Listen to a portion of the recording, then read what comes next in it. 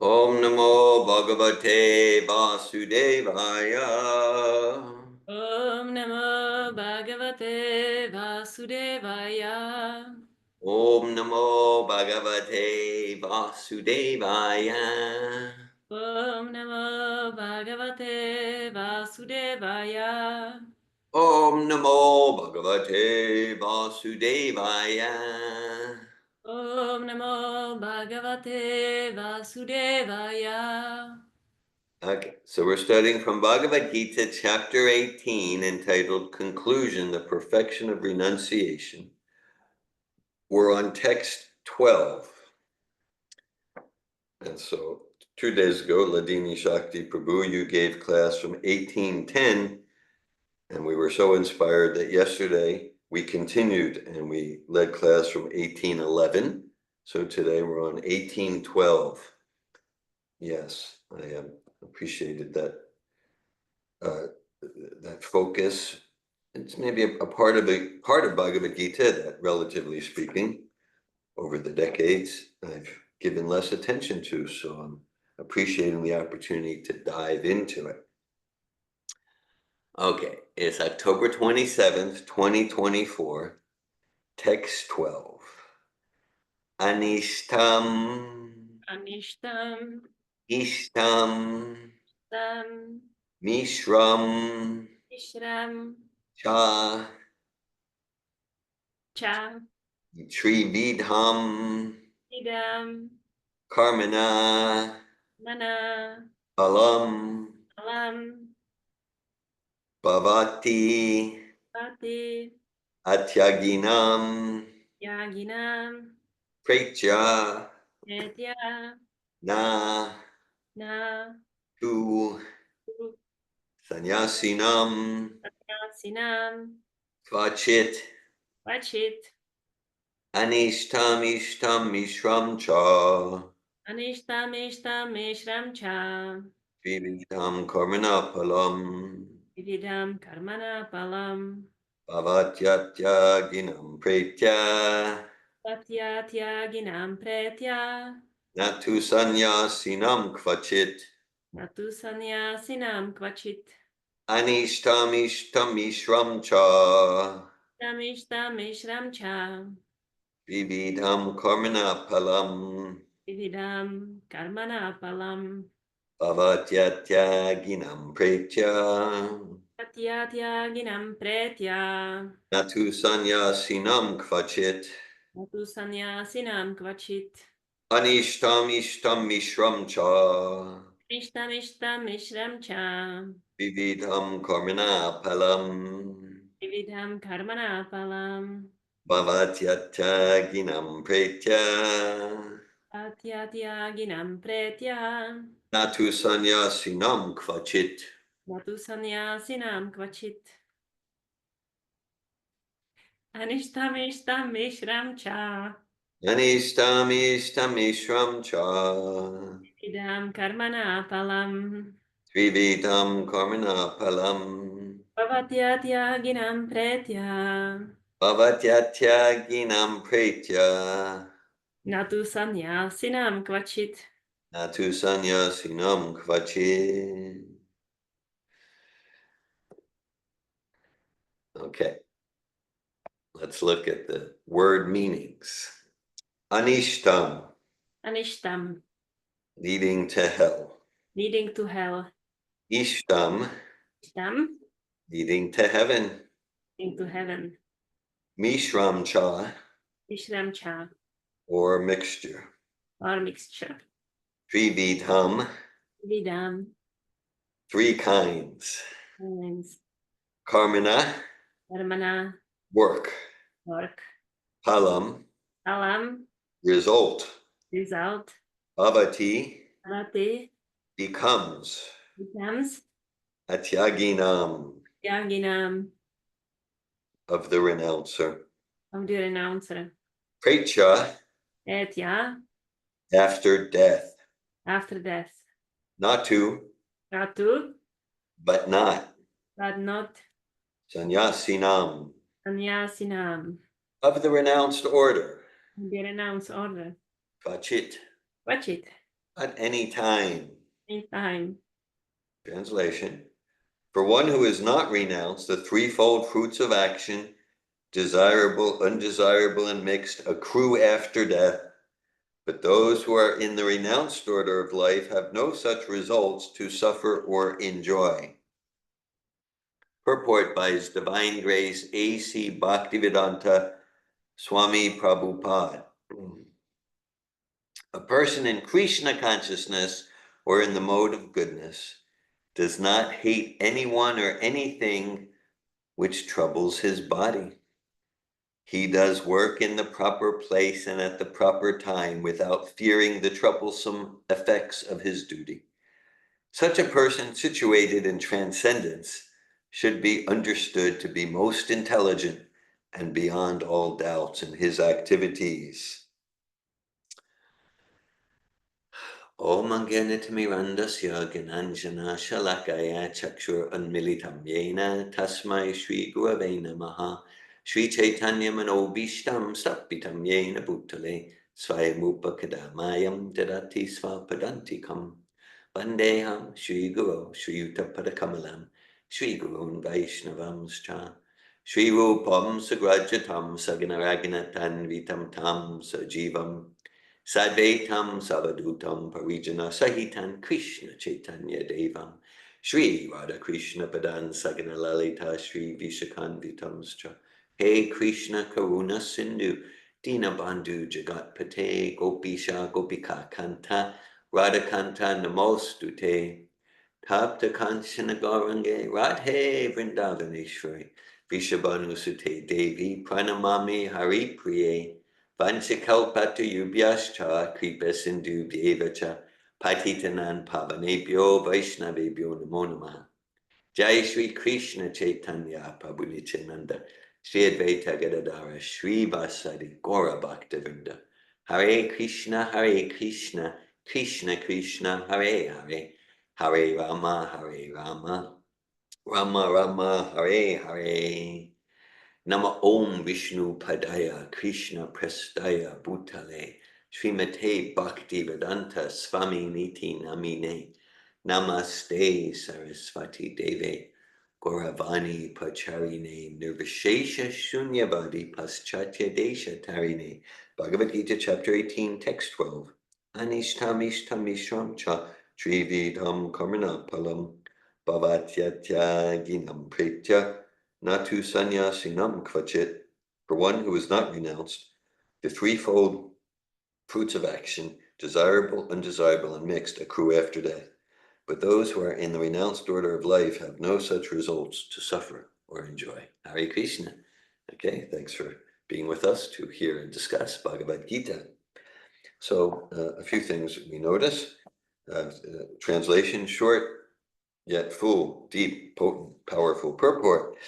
Okay, so one thing from the text, well, again, the word for word, we have like Anishtam leading to hell, Ishtam leading to heaven. So like it's hell, heaven, and we don't want to go to hell, we want to go to heaven.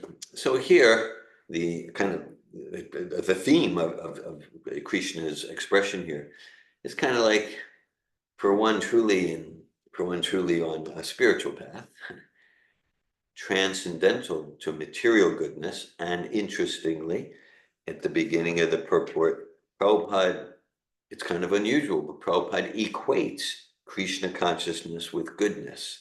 He writes, a person in Krishna consciousness or in the mode of goodness does not hate anything, anyone, or anything which troubles his body.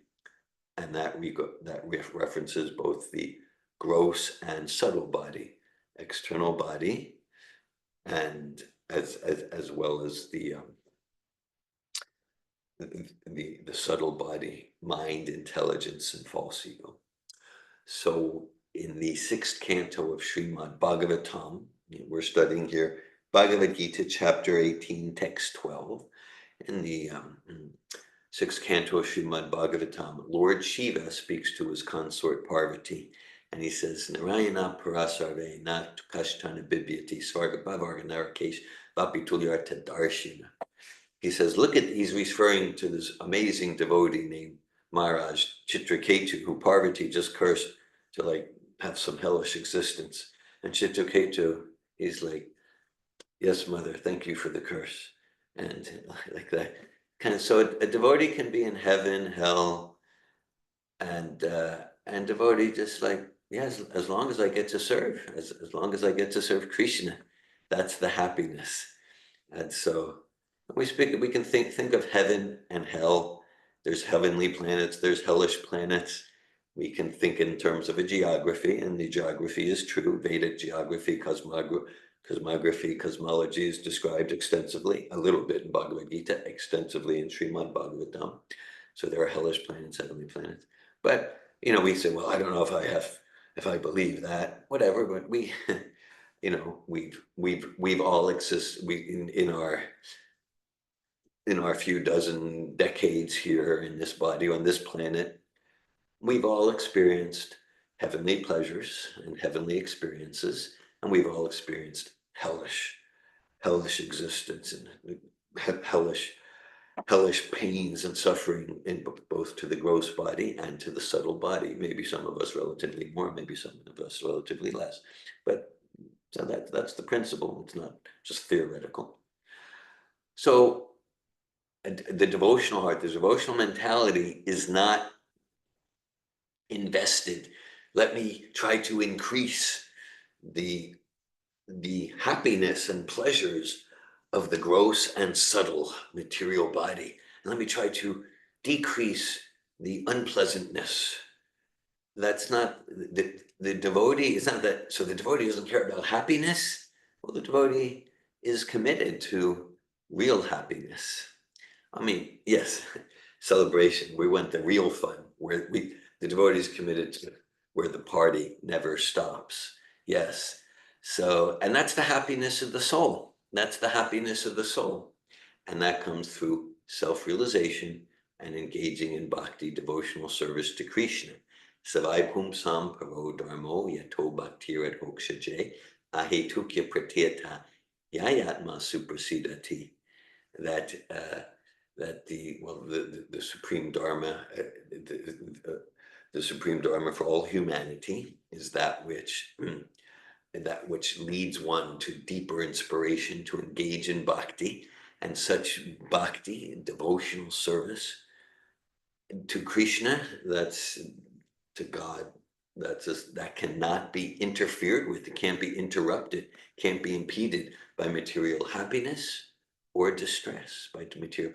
So that's the real happiness of the soul. It's not just a relatively less unhappiness. Srila Prabhupada gives the example of like the dunking stool in former times, maybe still today in some places, when like a criminal was being punished, they would tie him to a chair and dunk him under the water in the lake. Very hellish, suffering. But before he would die, they would lift him up, and then back down, and then lift him up. So when the criminal's lifted up and gets a breath of air, this is happiness.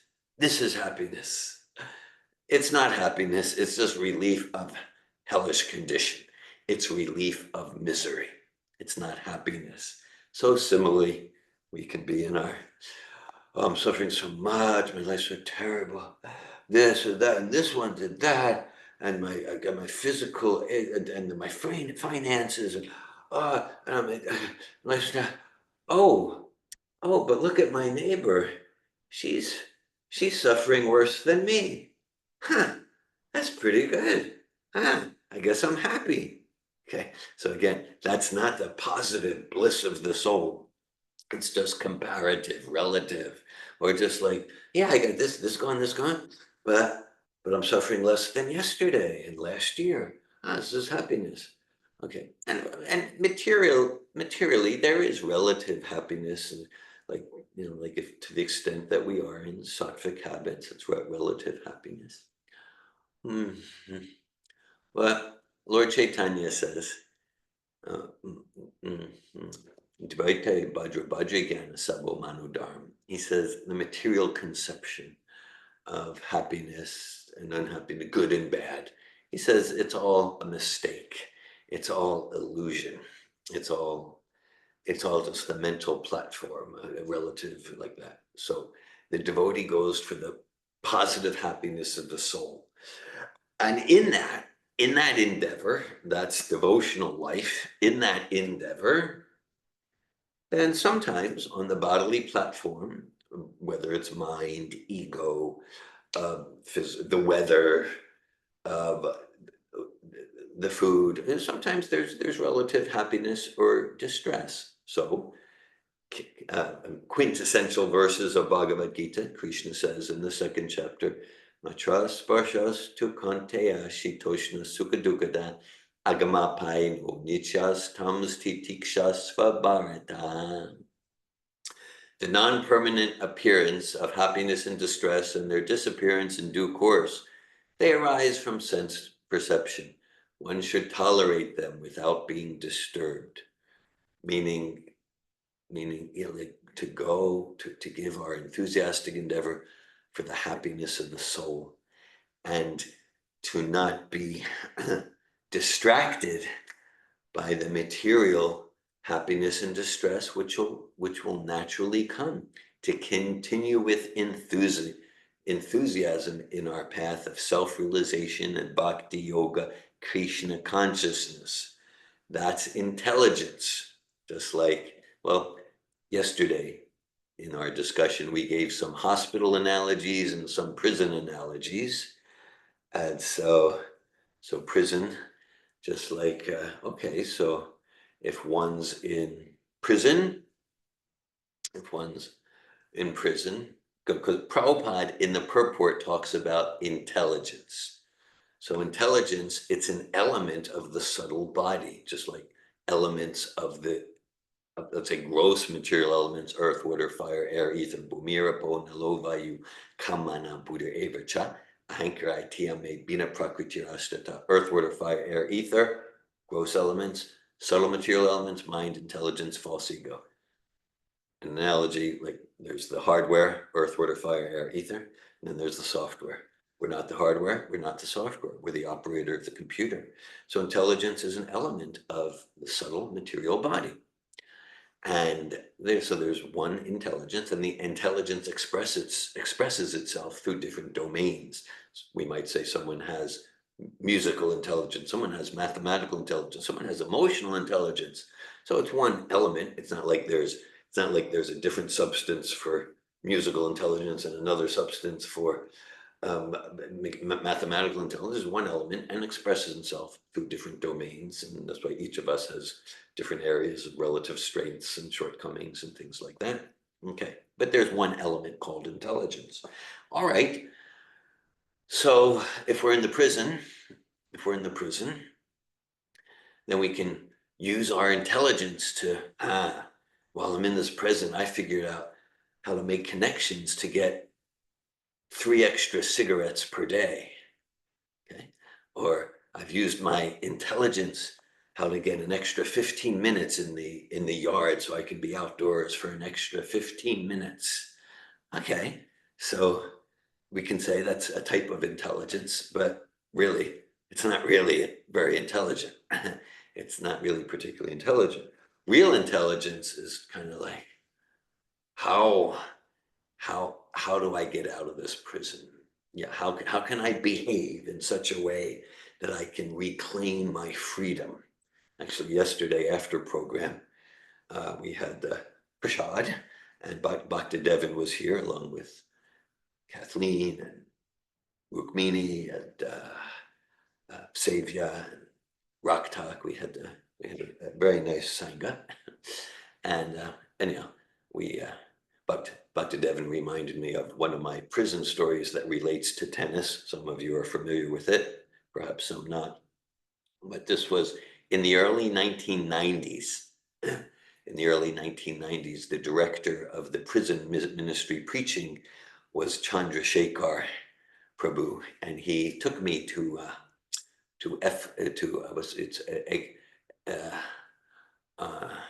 the Air Force Base by Pensacola, their Bhakti Oasis. Is it called Eflin Air Force Base? And yes, so we were driving in, and I'd never been there, but I noticed there was tennis courts and people enjoying playing tennis, which I hadn't done for a while, and so I was a little envious, like, oh, tennis, yeah, I haven't done that. Yes, that's what. So yeah, as decades went on, I realized actually Krishna is everywhere, including in tennis. So then I started playing tennis again as I became more towards the Uttama Adhikari, like that. Yes, okay, glad you're appreciating that principle.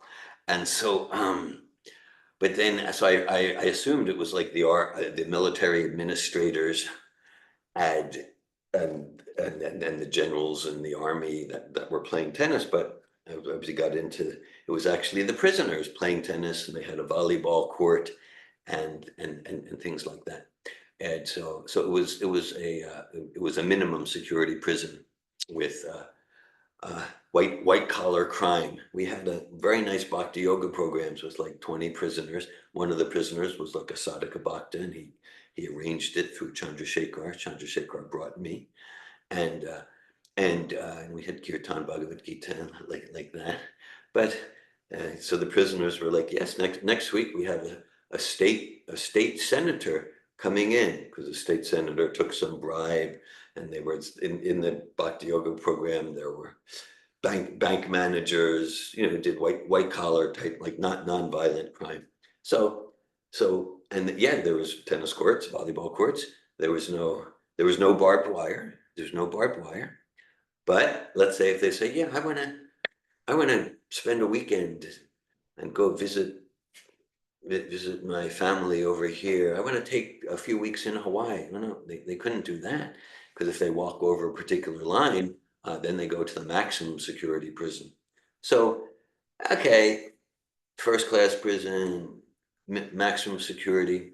Real intelligence is how to get out of the prison. And that means yamina vyatiyante pusham pusharshaba samaduka sukham dhira somitatvaya kalpate.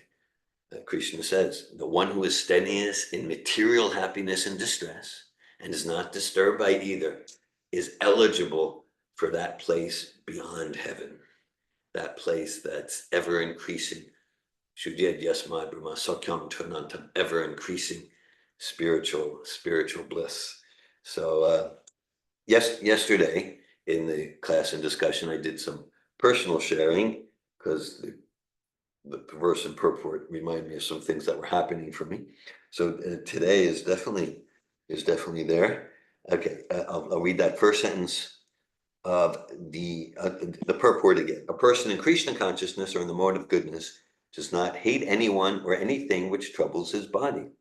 He does work in the proper place and at the proper time without fearing the troublesome effects of his duty.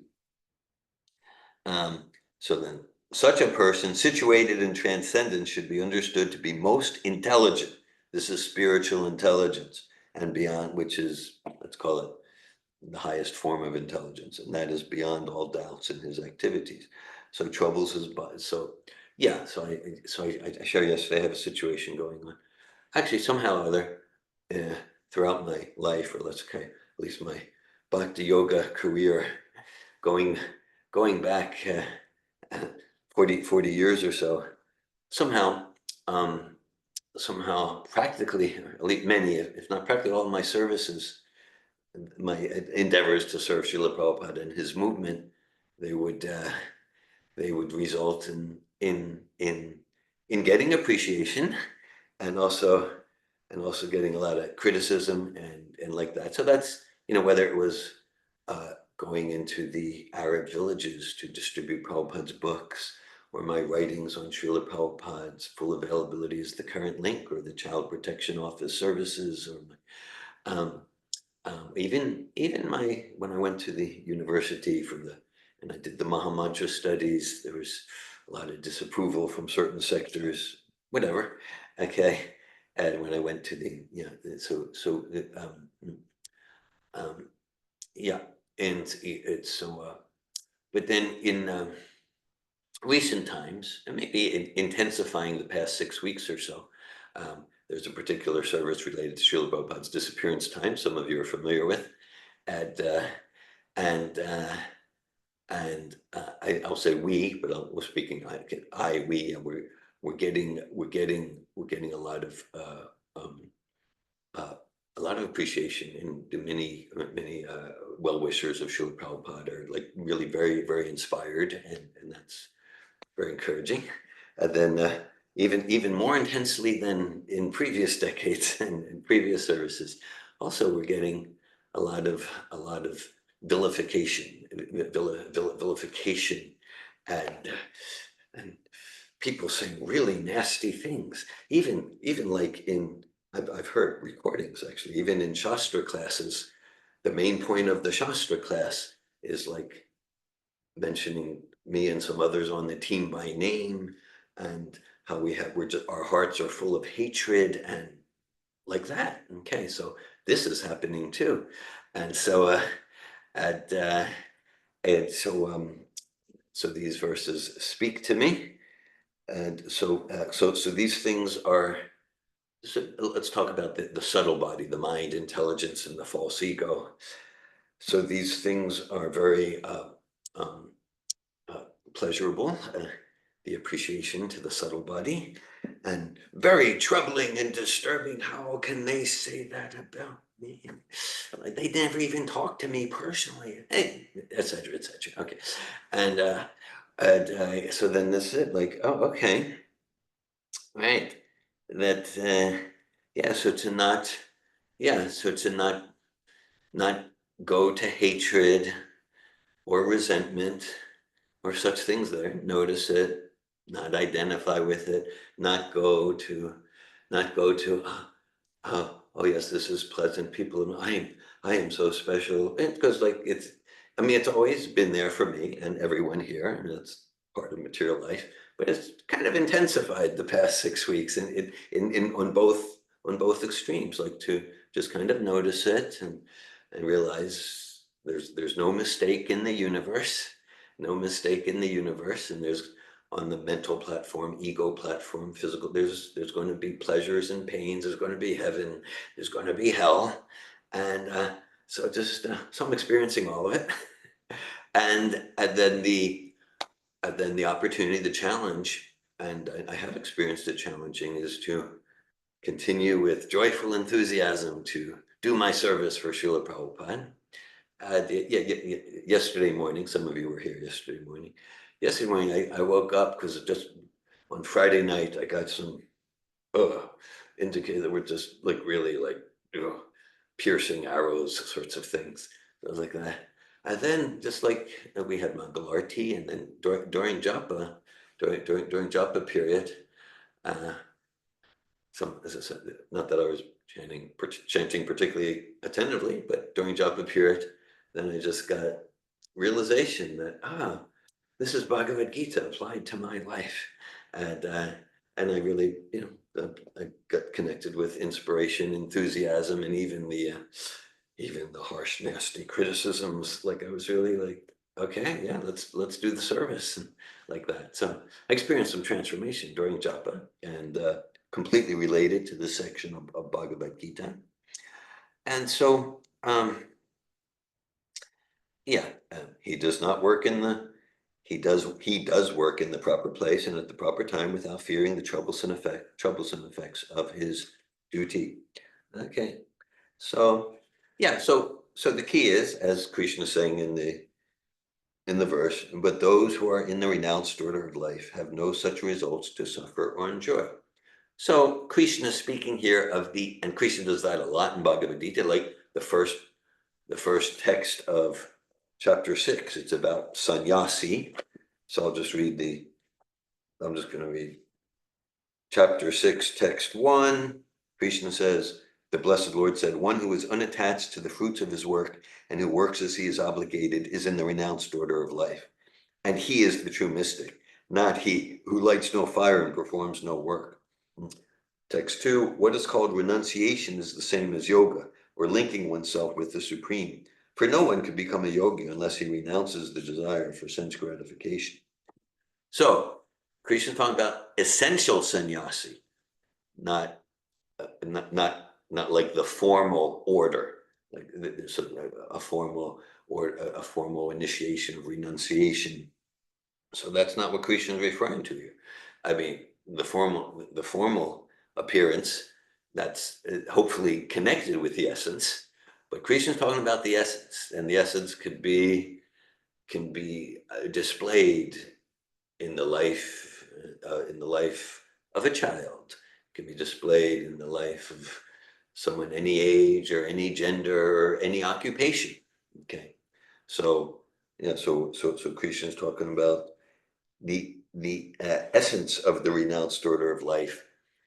And as we just read from chapter 6, text 1, it's not about the essence is it's not intrinsically about whether one is living under a tree or whether one's living in a very nice home or whether one has no bank account, no credit cards, or whether one is in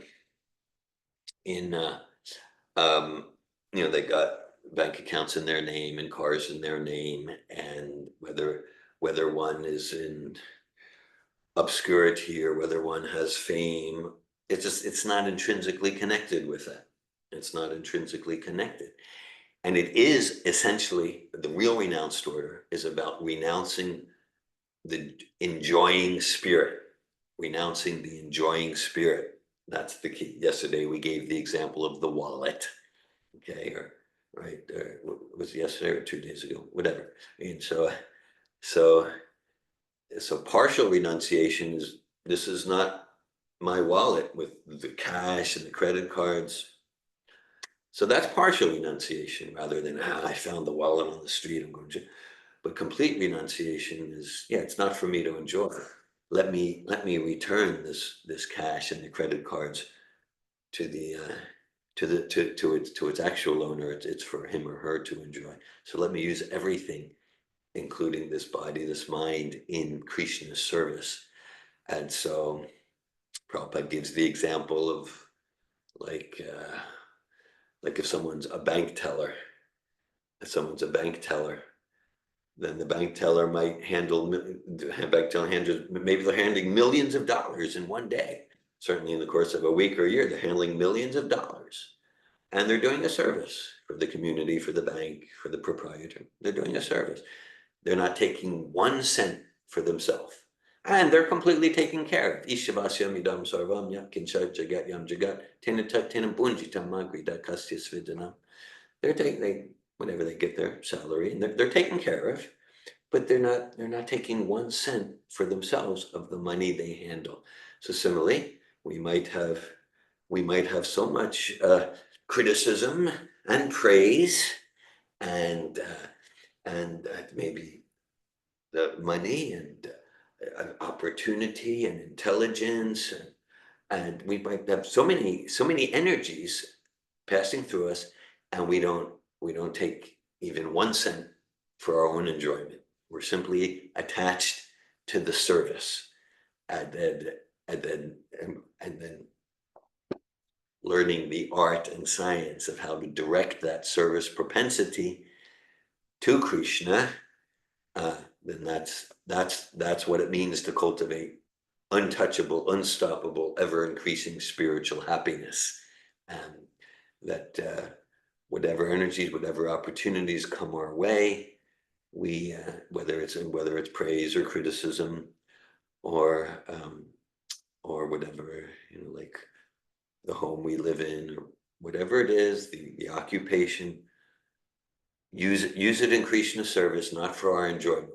We're not trying to avoid distress or cultivate more material happiness. We just do our service. Happiness and distress, that's going to be there each day. Each of us in different areas of life, we have different levels of happiness, distress. The opportunity is to just deepen our determination to serve Krishna. Then that's real intelligence. And as Krishna says in this verse, real intelligence, let me try to get to a first-class prison. Heavenly life. No, let me act in a way where I'm going to get out of the prison altogether. When I get out, I'm going to get out of the prison of birth, of repeated cycle of birth, death, old age, disease. That's real intelligence. That's real intelligence. That's bhakti, that's spiritual life. And then, we can say, well, how do we serve, let's call it, how do we serve the maker of the law of karma? And, really there doesn't need to be any mystery there. Srila Prabhupada, Krishna's pure representative, Srila Prabhupada has, he's giving us guidance. Sure, within the container of that guidance, we get to responsibly use our intelligence, how to apply the principles in our life, just like he's given us guidance. Chant Hare Krishna Mahamantra. Read, discuss Bhagavad Gita. Morning program. Here's some regular principles, just like a little over a week ago, we completed a Safatov Advanced Seminar. 22 regular principles. Right? Actually, yes, yesterday, and Rosa was at my home yesterday, we had our post-advanced seminar event, not the graduation event. This was like 8 days after the course. So at my home, we had just for those who were in the seminar room, all the staff and participants. Some were in person, some were online. But it came up because some were yes, thank you, Rosa. Hare Krishna. Some were sharing that, like, some of those ground rules they agreed to for the week. Some were sharing that oh yeah, they've taken some of those ground rules into their life because they're ground rules for the seminar, but really they're derived from, they flow from, because the purpose of the ground rules is to take away all escape hatches. And so whether it's the no intoxication, including no caffeine, tobacco, alcohol, or no, to minimize media, no meat eating, and et cetera, like. So those ground rules are, very, very similar to the regular principles Prabhupada gave us. There's no force. Krishna speaks the entire Bhagavad Gita, and in closure, he says to Arjuna, Vrimrishe tad yasheshena, yate chasi tataku. He says to Arjuna, consider carefully what I have said, and then do as you wish to do. No force, no coercion, no manipulation. Krishna is not saying, I don't care what you do, Arjuna. Krishna wants Arjuna to choose with wisdom and intelligence for his own happiness, but no force. Once there's force, there's no love. Krishna is wanting Arjuna to voluntarily choose bhakti, choose to serve him. So, just like in the seminar, by everyone in the room agreeing to the 22 ground rules, then that creates a tight, potent, sacred container to do this miraculous transformation. So similarly, in the Supreme Facilitator, Sri Krishna, through Super Soul, through his pure devotee, Srila Prabhupada, and pure devotees like Jesus, like that.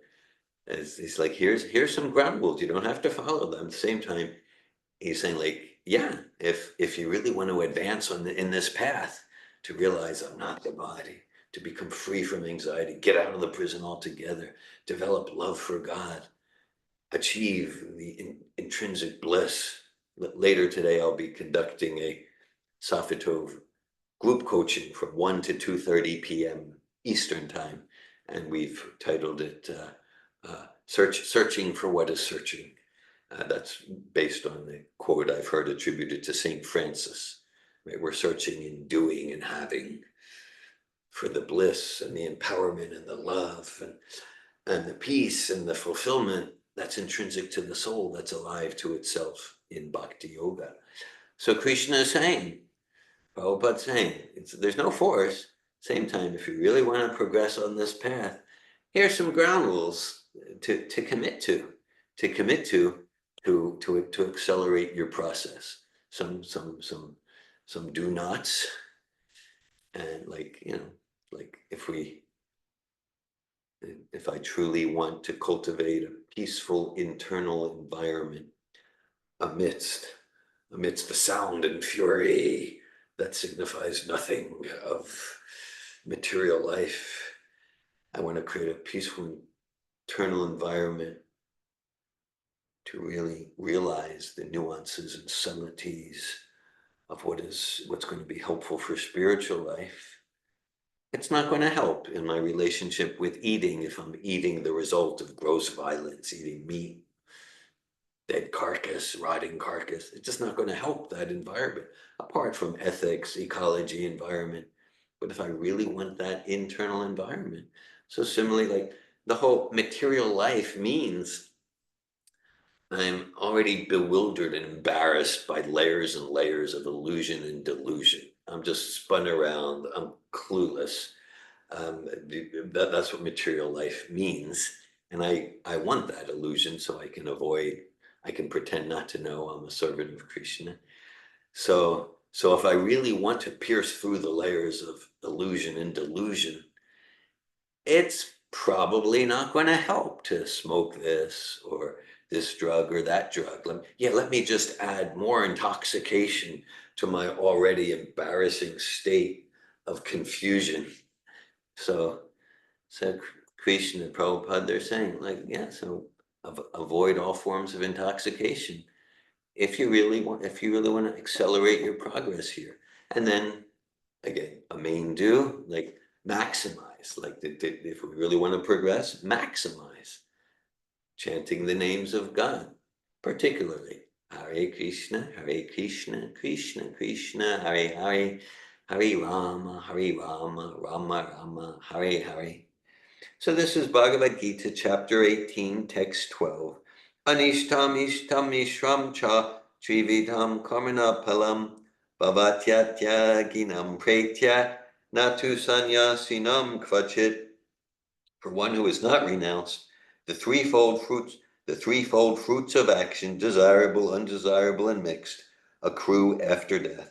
But those who are in the renounced order of life have no such results to suffer or enjoy. Hare Krishna, thanks for your presence and association. I welcome any sharing, comments, questions, realizations.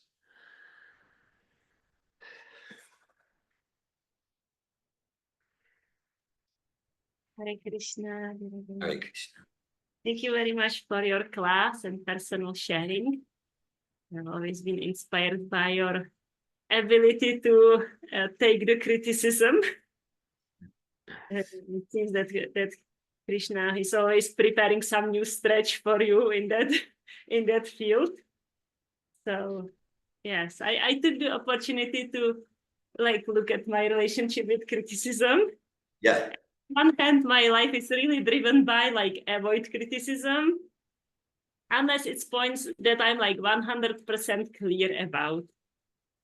Okay, I'm really clear that I want to chant 16 rounds, and if there is someone who criticizes me for that, go for it. Or I'm 100% clear that I want to be vegetarian. But if I have anything less than 100%, then it really becomes very difficult to accept possible criticism. And I know we can say well, anything you do, there are always people who will criticize you. Yeah. I think there are still things in your service, Dhira, Govinda, Prabhu, that it's more pronounced, that part, than other things. Like when I treat horses and treat them nicely, no one is going to criticize me for that, like that. Yeah.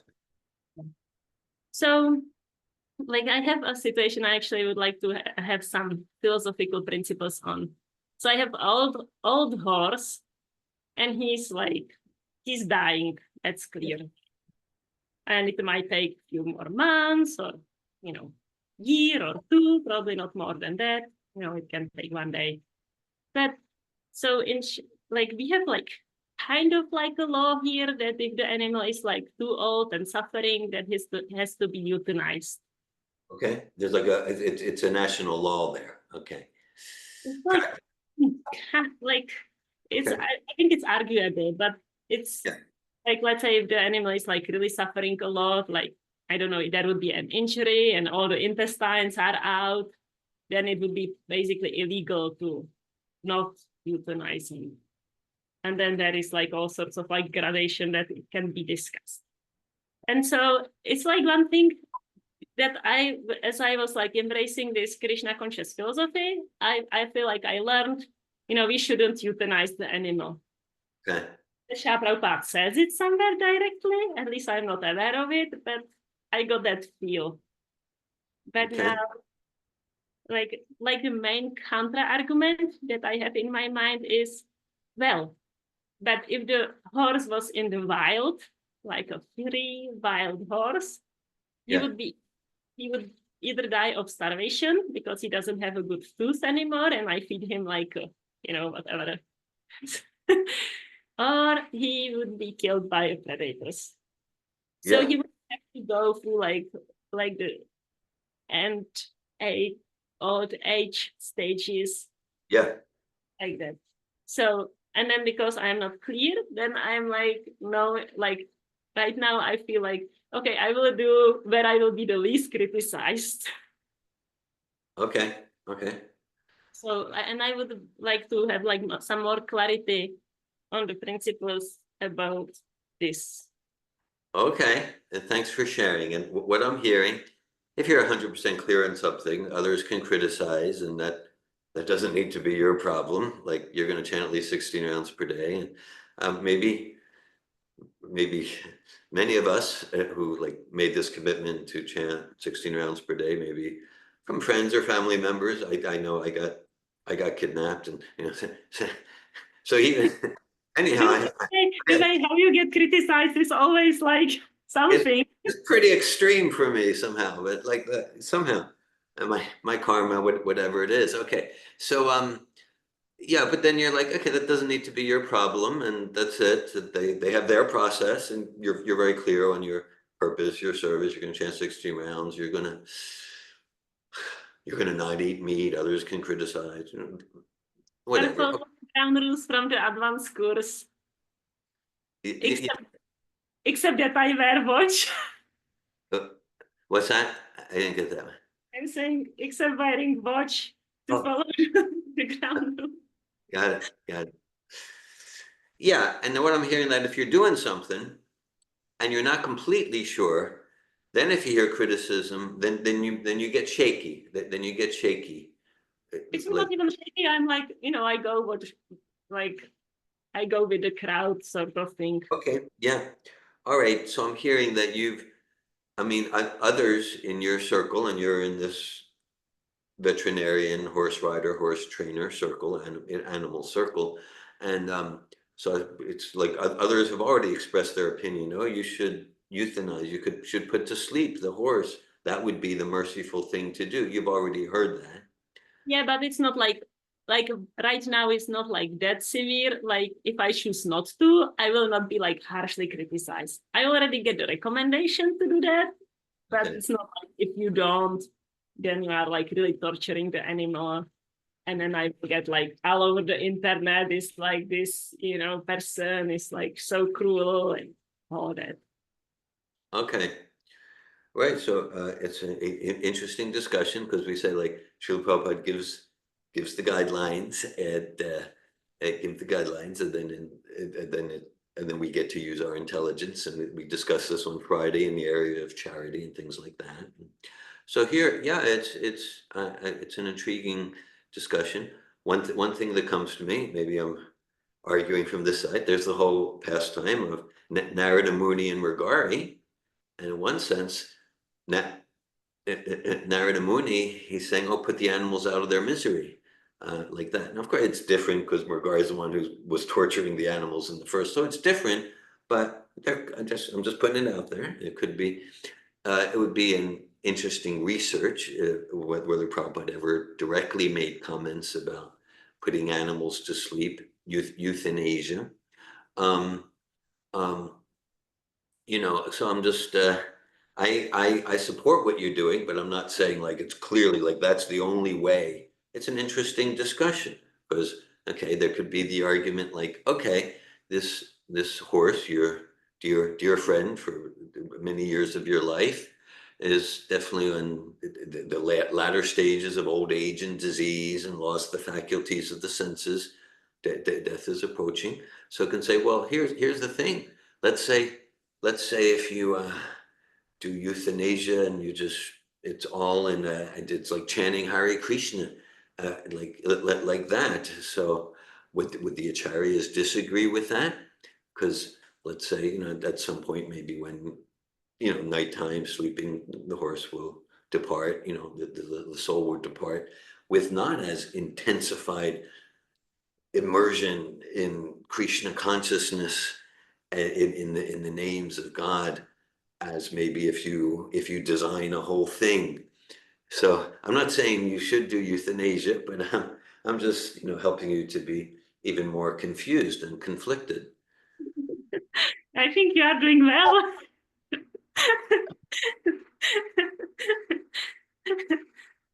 Yeah. So right. So so what you're, so part like others from others are giving their opinions from maybe from a place of what we call mundane mercy and compassion, and we can respect that.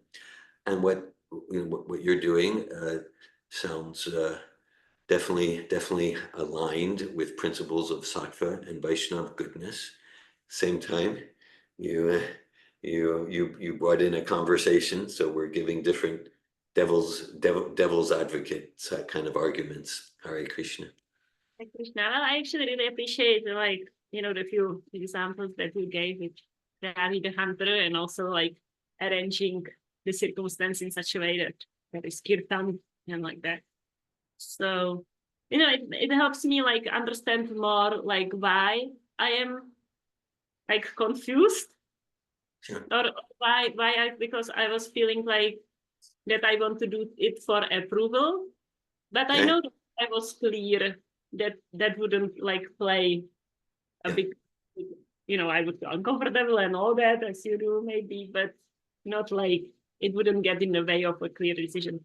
So it really helps me to hear your points about like the counter arguments. Sure. Like, see, okay, so maybe I am really not clear in myself. It's not just like the outer influence. And then I can pray more for clarity and guidance. And I know that I'm not euthanizing him today because I don't think he's like Yeah. all in. There is also that, right? Like, I think he wants to live. That's what I like. You get, yeah. Thanks for sharing. Thanks for sharing. I mean, you could do a particular word search on folio and like that. I don't think you'll find anything real concrete from Prabhupada, but it's worth a search. And then it seems like just based on the principles and the teachings, I don't think it's like a clear absolute this way or that way. So I think it's chanting, going to Super Soul, and seeing what clarity you get. Thank you. Very good. Thank you, Ladini. Anandini. Yeah, okay, first of all, thank you for your class and for sharing, also your personal sharing. I was actually thinking, Dhira Govinda's desire for this realization of like joy, like everlasting joy, and fully connecting with what's beyond the senses must be very strong.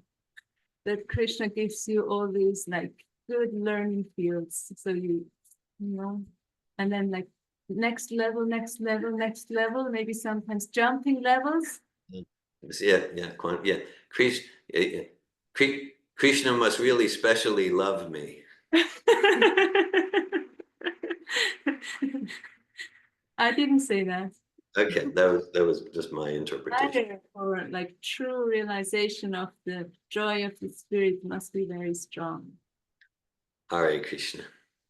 And so to share Ladini, there's actually an organization in Switzerland called Exit, where you can go, like for human beings who decide to end their life due to something.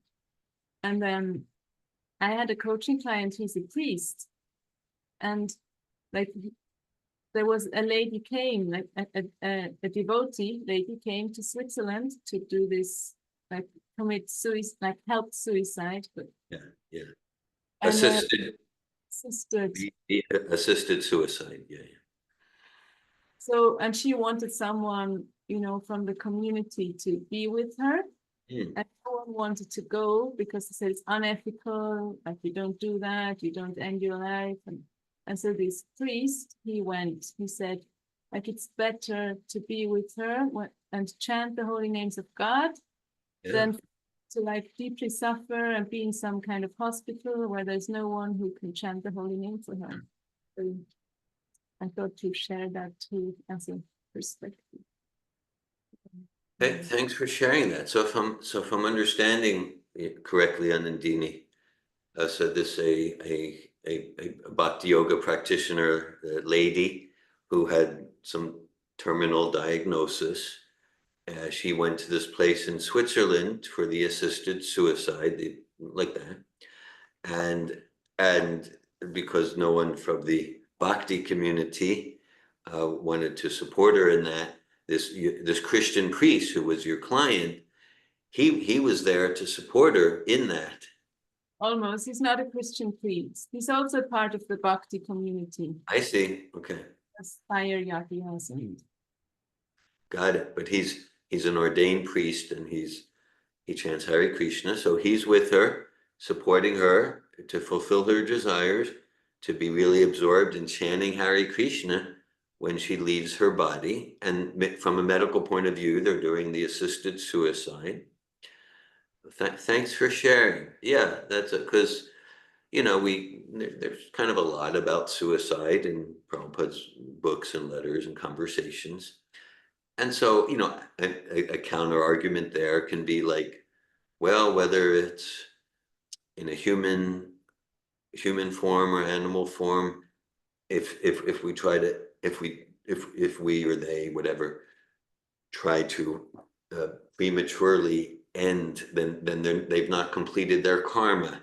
So that there's a little more suffering in their karma, so they'll need to come back again. I mean, that's an argument. I'm not saying that's the absolute argument, because another argument, well, all right, but she arranged with the help of her bhakti priest, she arranged to be absorbed in chanting Hare Krishna at the time of leaving her body. So maybe that transcends whatever karma was left. So thanks for sharing that example. Rosa. Morning. Hello, Rosa. Hello.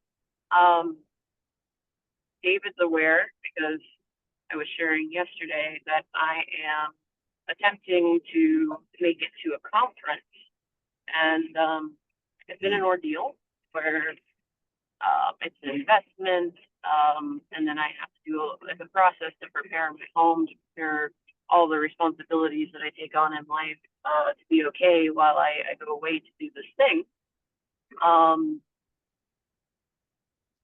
And I'm driving, by the way, if you couldn't tell. So this morning, so last night, I'm doing all the things to continue my list, and it gets into the late hours, or it's like 11 o'clock at night, and I ask myself, you know, should I drive tonight? Do I rest? Do I continue tomorrow? I made my choices, choosing not to be, you know, frustrated that I'm realizing my relationship with time is not great, because I always think things should happen sooner. And just seeing that, feeling that, and accepting the results of my different actions. So the thing that was keeping me yesterday was I was manipulating material object, which is my bike rack for my truck, and it wasn't working out, and that was keeping me. So anyway, I figured it out. It's late at night. I said, okay, well, tomorrow I'll leave. And I woke up this morning, like ready, right? Like we're going, and I couldn't find my wallet. Oh my gosh. And I feel a reaction within myself, which is, you know, I'm leaving my home. I'm going far away. I need my method of payment. I need my identification. I feel frustration. I feel like that urgency for time again, which is self-imposed. And I did all the things I could to try to find it within my home. And then I thought last night I went to the hardware store to get some pieces for the bike rack. So I thought, okay, well, I'll wait for the hardware store to open and I'll go check there. And I'm sitting in the parking lot listening to this. For my clarity, Rosa, Rosa, what is it that you couldn't find? I didn't hear that clearly. It was my wallet. Your wallet, you didn't find your wallet. Lots of anxiety there. Okay. How do I travel without my wallet? I have everything. I've done everything except I don't have that. And I'm realizing, like, as all of this is arising, I'm observing myself and I'm trying to put it to rest, because ultimately, like, it will be what it is. I don't have to be there today. I have scheduled things so that way I was arriving early and would have time down there. And it just has been that all that time has been preparing and doing things. So anyway, I'm sitting in the parking lot of the hardware store waiting for them to open. And I look to the side and I'm listening to the Maha Mantra on the Zoom call, and I see ants on the curb, and I think to myself, you know, my problems are so small, really. I know my problems are so small. It's really unimportant. It will be okay, no matter what. And I don't know. In the past, I feel like this is a pattern for me. Like, whenever things are important to me, time becomes very constrained, and then I get very upset about all the things that happen that I believe shouldn't happen. And I don't know, this is one of the first times where I just calmed myself down from all of that and just was like, okay, whatever it is, it's going to be fine. So, by the way, I found my wallet. It was in my yard. And I'm on my way. And because of how time happened, I'm now going to make it to a devotional service in Daytona Beach that has a specific musician. His name is Daniel Nema, and he's visiting. I think he lives in California anyway. Because I got delayed, now I can make it to this thing that I wasn't going to allow myself to do. Everything happens as it should. Everything happens as it should. But I am so grateful. I'm so grateful to be able to join the Zoom session this morning. Because it was very helpful and supportive of that process. Thank you. Thank you, Rosa. I'm moved by your sharing. I'm grateful you're here. Thanks for sharing. And yeah, I'm glad you're here. And that the topic of Bhagavad Gita in our discussion, so immediately relevant for your process of transforming fear and frustration into gratitude and freedom. And I'm loving the perspective, the perspective, and you're hearing Maha Mantra, you're seeing the ants, like in any moment they just become, their whole body is crushed, someone steps on them, or just they're looking for a piece of sugar or whatever, and you just got perspective. You got transcendental perspective, transcendental to the hellish situation. Where's my wallet? And then I found my wallet, and so I'm hearing palpably your progress and self-realization and spiritual life in your sharing, and I'm so glad that our discussion on these topics is transformational for you. Thank you, Rosa. If I may elaborate too, because I was busy telling my story and I forgot to tell some parts, but specifically the part about we don't have to suffer our actions, or for example, we don't have to enjoy them either. And part of my story is just shame of, like, you know, I'm so busy, I'm so in Rajas that I managed to lose my wallet, and I tend to shame myself, like, this is ridiculous, how does this happen? Blah, blah, blah. And then when I heard this morning, we do not have to suffer our actions, I thought to myself, well, what if none of that shame existed? What if it's just, it is what it is? These things happen because things happen, and it doesn't necessarily mean anything about me. And I found that contemplation to be actually good. I'm doing the best I can. I'm doing the best I can in whatever moment. Thank you, Rosa. Thanks for your sharing and realizations. Very inspiring for me to hear. Hare Krishna. And I wish you safe travels. Any other questions or comments? Bhakti Oasis there near Eflin Air Force Base in Hare Pensacola. Krishna, Hare Krishna there, Govinda. Yes, we're near Eglin Air Force Base, and very moved by your personal sharing about, hearing such harsh criticism upon you, and chanting and kind of cultivating that inner peace that allows you to kind of, I don't know, move forward and not get mired in the attacking and defending and all these like cat dog life that happens so often. And I really appreciated your emphasis on kind of renouncing the enjoying spirit, whether it's like enjoying the suffering. I know it's something that's Prabhupada said to, like enjoying the happiness, but also enjoying the suffering.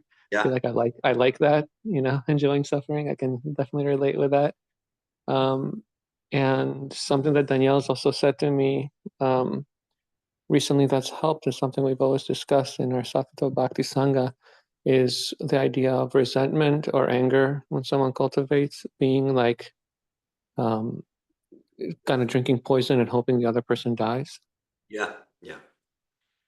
And I really, really am enlivened by the idea of just engaging in service, like having, and letting that move us to healthy boundaries, but not get mired into like you said, that really stuck out to me, the sound and fury that signifies nothing.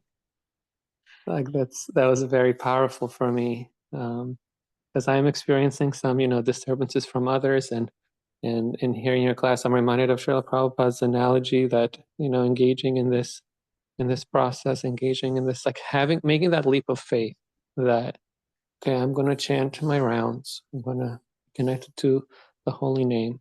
And then like all of the sound and fury turns into like a calf, like the amount of, obstacle that you see. He says water in the calf's footprint, like the ocean of sound and fury. It just kind of goes away. And like really leaning on that, really trusting on that, and really renouncing that enjoying spirit. Particularly right now, Danielle and I, we have so many questions, so many uncertainties about the future. We're opening up this business, hoping to create an economic engine to serve Srila Prabhupada in some small way in Orlando. And there are so many unknowns. There are so many decisions that, like that idea of sound and fury, like signifying potentially millions of dollars in the next 5, 10, 15 years, that we're like, okay, how do we hope to even pay this back or whatever? There's so many things, and really appreciating the idea of having a peaceful internal life, renouncing that enjoying spirit, and chanting Hare Krishna as like the solution to everything. So thank you very much. I'm very moved and appreciate it. Thank you, Bhakti George. I appreciate your sharing very much and your realizations in service to Prabhupada. In your sharing, I'm reminded there's a verse in the second chapter of Bhagavad Gita. I'm not going to get the translation exact, but something to the extent of Krishna's talking about, in this path, one becomes, the term Prabhupada uses in the translation, one becomes indifferent to what's said and what has been said, like that, like indifferent to what's, but this one says that, and that one said that, and this, I mean, like, we're just, and look at, and whether it's criticism or whatever, sure, we can always look at how can I improve my service, but we're not going to get distracted or disturbed in our service by this one saying that one said, and did you hear that this one on this link, this one said that, did you hear that over here? Just okay. Hare Krishna, I'm going to do my service. I appreciate your sharing. Thank you, George.